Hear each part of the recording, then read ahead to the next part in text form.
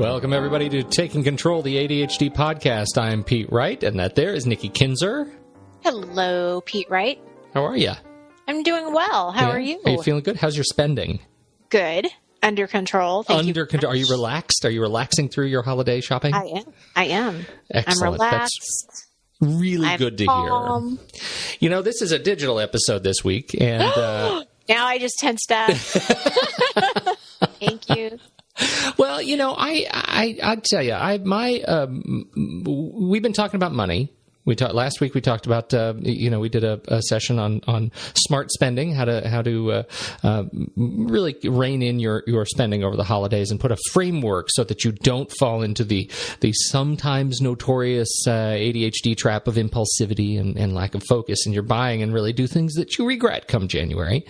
And this week we're talking about some of the tech tools for money management. And I don't have many, but I do have some thoughts that I would love to share about managing money when it becomes overkill. When can you focus even, too much on the tools and not enough on your spending and the process. So that's what I was hoping to talk about today. Sounds wonderful. The first thing that I want to say is that it all falls into this money management process. I think when things fall apart, it's when we invest in all kinds of tools and software and services, and then we don't check them. Right. Does that ring any bells? Yes, absolutely. We have these things, these automated download things, and we have these, alerts and account alerts and transfers and things that are happening, but we don't make a conscious appointment with ourselves or with our partners or spouses to sit down on a regular basis and actually use those tools, actually make sure that the checkbooks are balanced, make sure that the financial management tools that we have in place are actually doing what they need to do. They require human intervention. That's the real trick, And we've talked about finance night around our house. We have this finance night, and finance night has evolved around our house, and now it's become sort of finance coffee. As our kids have gotten older and homework has gotten more intense, the evening for sitting down and looking at numbers gets later and later, and we find ourselves doing it less and less frequently. And so now we do this thing where we just treat each other to a cup of coffee and go out and sit over a table at a different coffee shop each week and actually review the finances. It's kids are at school, we don't have any other distractions, and it makes a really nice way to sit down and reflect on our spending and do some planning. We're in a position where all of our 23-year-old appliances are all dying at the same time, and so that's requiring a bit of planning and forecasting that we had not anticipated.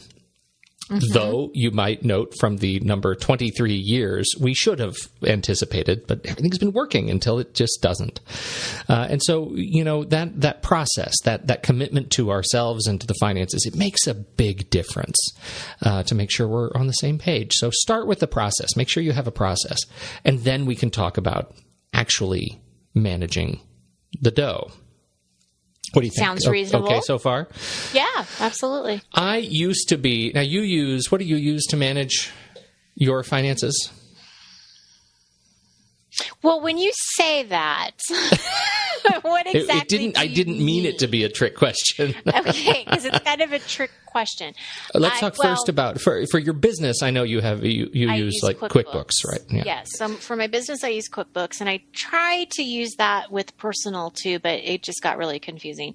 So I just use that for business, and then I am signed up with Mint.com. Mm-hmm. So I will get notifications of things through them, and that's been really helpful.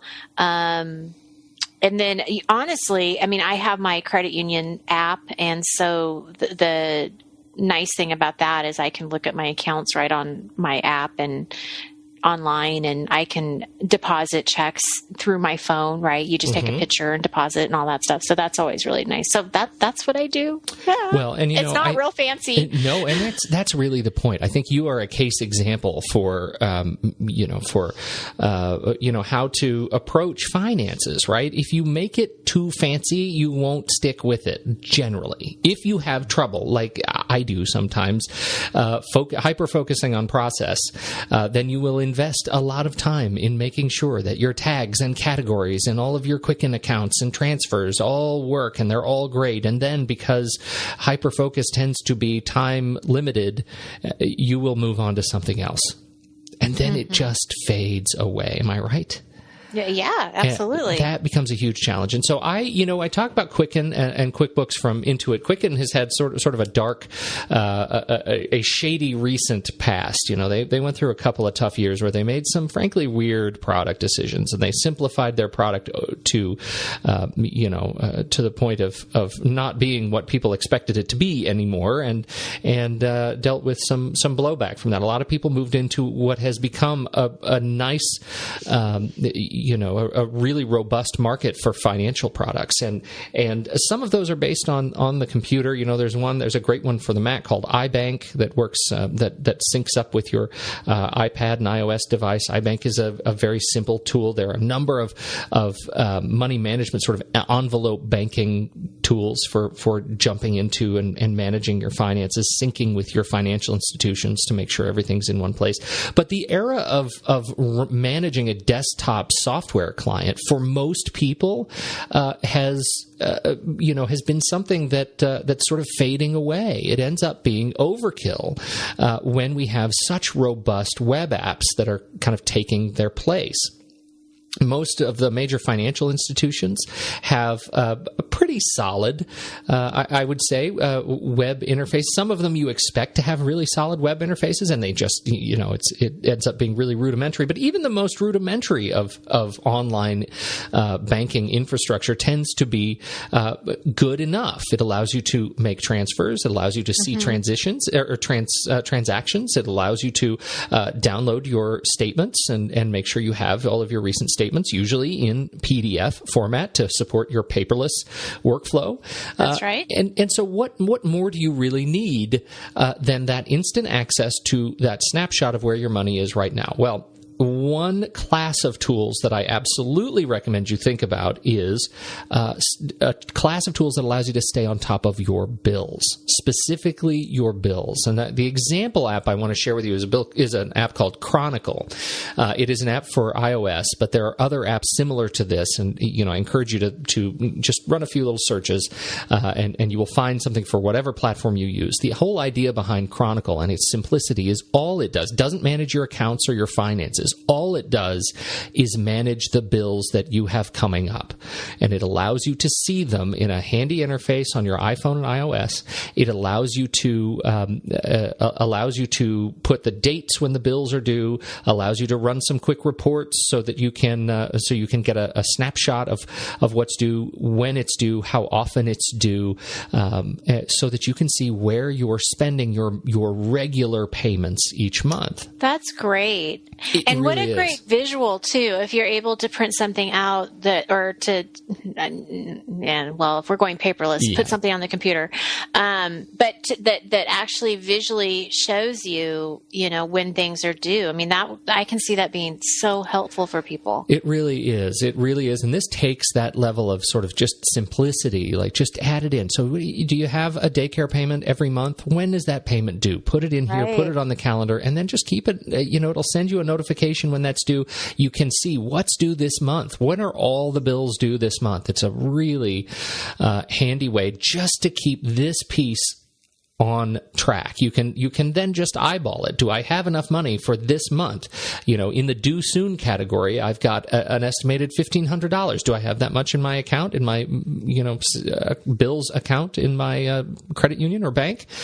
It lets you see where your money is going. So it's a really handy class of apps. Now, I don't actually use Chronicle personally because I'm a big OmniFocus fan. So I actually created a project and a context around my bills in OmniFocus, so I can go in and see what's coming up, what bills are available this month that I'm going to need to stay on top of, and I use OmniFocus to do that.